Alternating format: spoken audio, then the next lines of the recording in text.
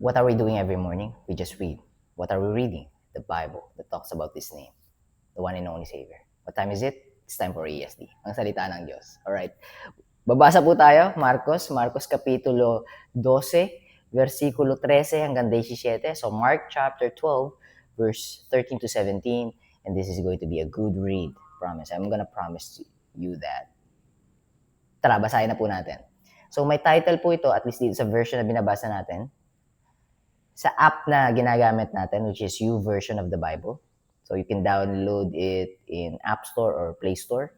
And there's a lot of versions, so you can choose, download the versions. It's just going to be quick, probably less than 30 seconds. It's already on your app. And ang title, ang katanungan tungkol sa pagbabayad ng buwis. So, question about tax. May parallel verses po siya sa Matthew chapter 22, verse 15 to 22, and sa Luke chapter 20, verse 20 to 26. So sa John, wala siyang parallel verses. So ang may connecting verses lang or may yung Gospels na nagko-contain ng message na to, just said differently, is Matthew, Mark, and Luke. So, verse 13. Hindi nagtagal, nagsugo sila ng ilang pariseo at mga alagad ni Herodes upang hulihin si Jesus sa kanyang mga sinasabi. So, itinatrap siya. So, Pharisees, and then, ito yung mga grupo ng mga tao back then na tinatry hulihin si Lord. Different instances, sometimes they are together, kumpleto. So, Pharisees, Pariseo, Sadducees, Scribes, mga tigasulat, and yung tagapagpatupad ng batas, ng law. So, lawyers. So, para i-trap si Jesus. So, 14. Kaya lumapit sila kay Jesus. So, ito na, tatrap na siya. Nagtanong. Kaya lumapit sila kay Jesus at nagtanong, Guro! So, kumbaga parang sarcastic pa yung dating, no? Eh, syempre, di lang pwedeng sabing, bula ang propeta kasi nakapaligid mga supporters. So, kumbaga, sabi nila, Guro, para di mag-create ng chaos. Gusto lang nila mahuli siya kung paano siya sasagot. Guro, alam po namin totoo ang mga sinasabi ninyo. At wala kayong kinikilingan. Sapagkat hindi kayo tumitingin sa katayuan ng tao. Sa halip, ay itinuturo ninyo ang katotohanan tungkol sa kalooban ng Diyos. Sabihin niyo po, nararapat bang magbayad ng buwis sa emperador ng Roma? Syempre, captive sila. So, parang, kanino ko ba? Ang Messiah, papakawalan kami sa, kumbaga mananalo kami through the Messiah, sa oppressors. So, palalayain kami sa oppressors. So, doon nila siya hinuhuli. So, followers mo sila, di ba? O, tignan natin kung susundan ka pa nila after nilang marinig yung sagot sa'yo. Kasi parang malalabas, gusto nilang palabasin na hindi para sa tao si Jesus, kundi para sa Rome. Ngayon naman, kung tataliwas naman si Jesus sa Roma, yung Rome naman ang magkakaroon ng problema kay Jesus, yung Roman Empire naman ang magpaparusa or pagpapatahimik kay Jesus. So, kumbaga, either way, sa bawat isasagot ni Jesus, alam nilang matatrap nila sila. Alam nilang matatrap niya siya doon sa tanong na yun. Hindi nila ina-expect isasagot ni Jesus. 15. Magbabayad po ba kami ng buwis? Ngunit alam ni Jesus na nagkukunwari lamang sila. Kaya sinabi niya, bakit ninyo ako sinusubukang hulihin sa tanong na iyan? Magdala nga kayo rito ng pera at titignan ko. 16. So, coins. Kasi yun naman yung pinababayad sa tax. So, sige, dala nga kayo dito, tapos pag-usapan natin yan. 16. Dinalhan nga nila ng pera si Jesus. So, may tuldok po doon. Pero, pasok pa rin sa isang verse na to, si 16. Dinalan nga nila ng pera si Jesus, full stop, nagtanong siya, kaninong muka at pangalan ang nakaukit sa perang ito? Sumagot sila, sa emperador. So, part pa rin po yun ng 16 na. Ito na yung 17. Kaya sinabi ni Jesus sa kanila, ibigay ninyo sa emperador ang sa emperador at sa Diyos ang sa Diyos. Namangha sila sa kanyang sagot. Okay. Parang bitin yung sagot ni Lord ah. Anong gets natin doon? Sabi lang dito ng Panginoon, nasagot sa kanila, alright, makamundo, nasan kayo? Nasa mundo. O ibigay niyo yung para sa mundo. Huwag niyo ibigay yung sarili niyo. Ibigay niyo yung hawak niyo na makamundo para sa mundo. Pero ibigay niyo sa Diyos ang sa Diyos. Ano yun? Yung buhay niyo. Yung buhay natin, piniram ng Diyos. Yung buhay natin may purpose. Yung purpose ng buhay natin ay hindi yung purpose ni Satan. Kasi hindi si Satan yung nagbigay. Ang nagbigay ng buhay natin ay ang Panginoon.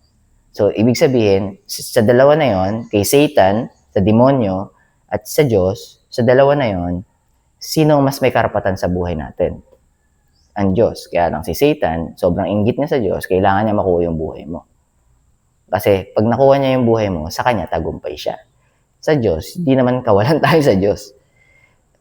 Ang Diyos ay may relasyon na sa isa't isa. Alam niya ang pagmamahal. Hindi siya nanghuhula kung ano yung pagmamahal. Alam niya na yun. Kaya lang, tayo, pinili niyang mahalin. Kaya lang, kung di natin siya kayang mahalin, hindi niya sasabihin, nakakalungkot naman, dapat sige pipilitin kita. Hindi ka niya pipilitin. So, sinasabi dito ng Diyos, bigay mo kay Caesar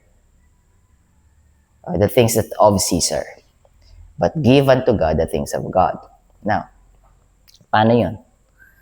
Nandito ka pa sa mundo eh. So, yung pera is nasa mundo. But nandito ka pa sa mundo, so kailangan mo kumain. Ang hirap ngayon kasi inaari ng bawat tao ang bawat lugar. Pero in reality, sa Diyos lahat ng to. Kaya lang naglagay ng title sa kanila.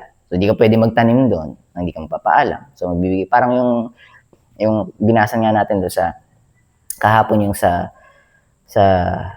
may hari ng ubasan.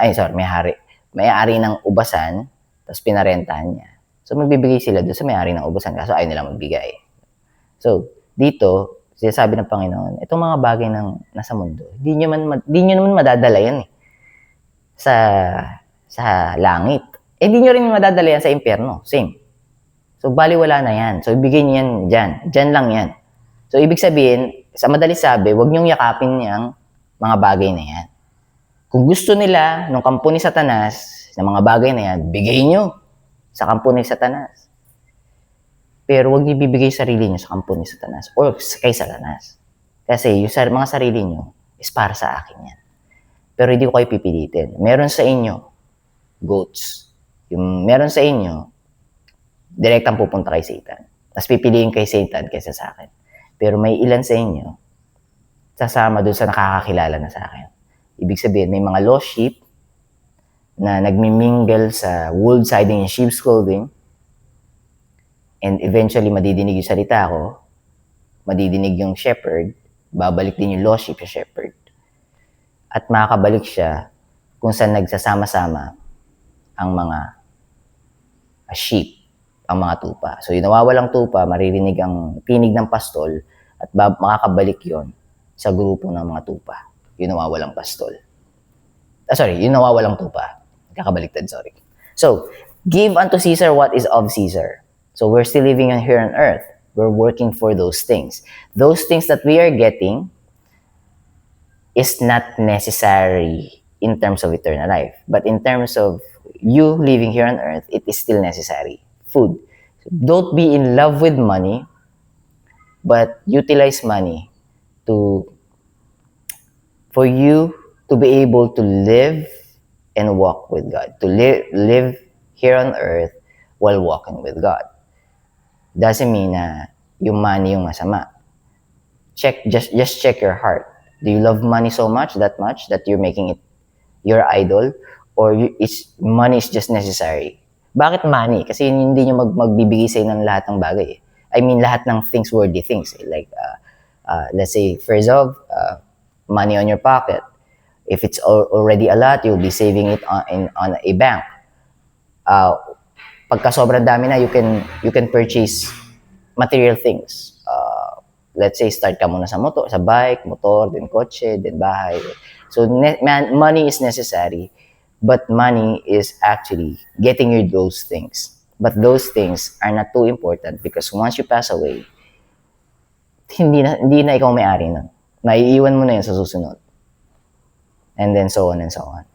So, give unto the world what is of the world, but give unto God what is of God.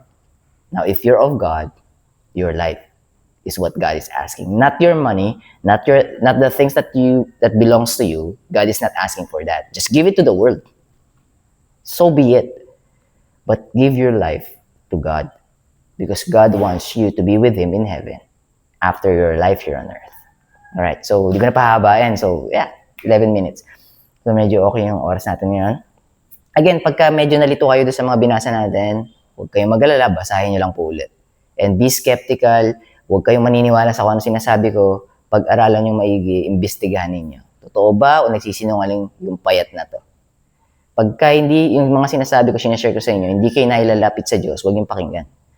Pero kung nailalapit kayo sa Diyos, pag-aralan nyo pa, imbestigahan nyo pa. Teka muna, baka babuladas lang magsalita yung tao na yun. The word of God is quick and powerful and sharper than any two-edged sword, piercing even to the dividing asunder of soul and spirit and of the joints and marrow, and is a discerner. The word of God is a discerner of the thoughts and intents of the heart. So if you cannot see my thoughts, definitely. If you cannot understand what's inside my heart, definitely. Let the word discern me for you. So go back to the word of God. All right? God bless you. Keep safe. I'll be seeing you tomorrow. Bye for now.